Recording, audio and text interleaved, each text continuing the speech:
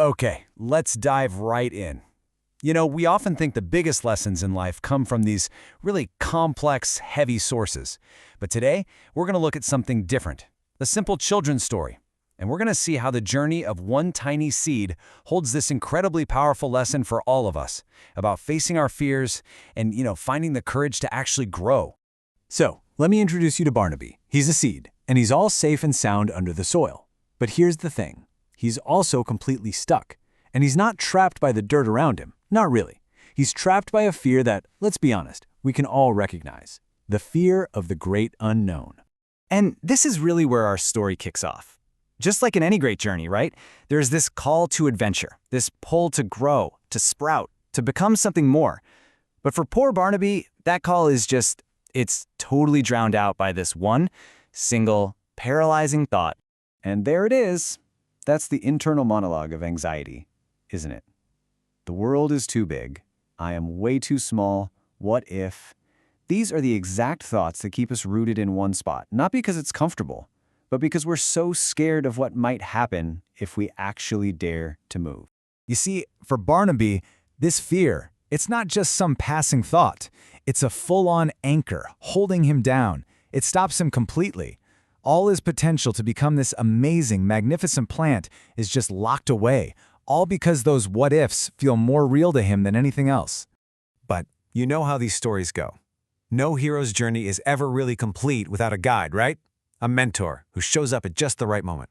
And this is where the story, and frankly, Barnaby's whole world, starts to change. And that mentor comes in the most unlikely form, a cheerful little worm named Mittu. Now, Mittu isn't some powerful wizard or a wise old sage. Nope, he's just a kind, curious friend who stumbles upon Barnaby and asks a really simple question. Hey, what are you doing down here all alone? And sometimes that's really all it takes to break the spell of feeling isolated. And you can really see the contrast here. On the left, there's Barnaby, completely swallowed by his fear, all by himself in the dark. But then you look at the right with Mittu, and suddenly there's a connection, a little spark. Fear absolutely thrives in isolation, but friendship, it brings a little bit of light into that darkness. So, this brings us to the make or break moment. Because it's one thing to have a friend, but it's a whole other thing to actually do something. This is Barnaby's chance to cross that threshold, to take that first absolutely terrifying leap of faith. And look at Mittu's advice. It's not some huge, scary command. It's so gentle. It's totally manageable. Just drink a little water. Push your root just a tiny bit deeper. And maybe the most important part of all, remember, everything happens slowly. He breaks down this overwhelming fear into these tiny, doable steps. And look, he does it. Barnaby musters up all his courage and pushes out one single tiny root. Now, this isn't just a root. It's physical proof that he can do something. It's like an anchor of courage, proving to himself that he's capable of more than just sitting there being afraid. And here it is, that big aha moment, right? The thing he was so terrified of. Well, once he actually did it, it wasn't that scary at all. That feeling that the anticipation of fear is almost always worse than the reality, that first little success completely flips his perspective. So that one little step, it unlocks everything.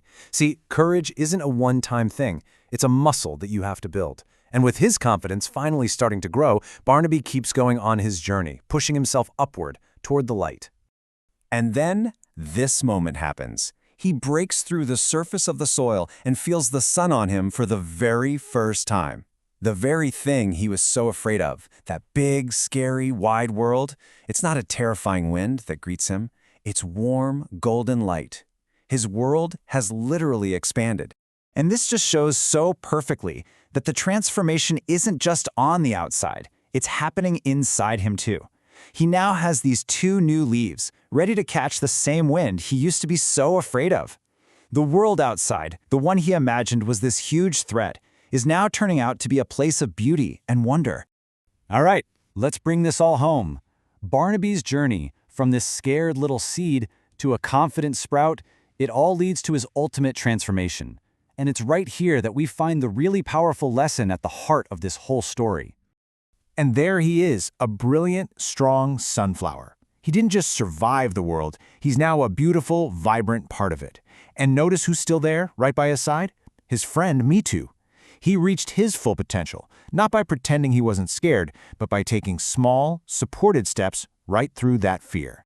So what does Barnaby's story really teach us? Well, a few big things. First, that huge, overwhelming goals become possible when you just break them down into tiny steps. Second, that friendship is an incredible antidote to fear. Third, that our imagination often paints a much scarier picture than what's actually real. And finally, that by taking one small step after another, we can truly become anything.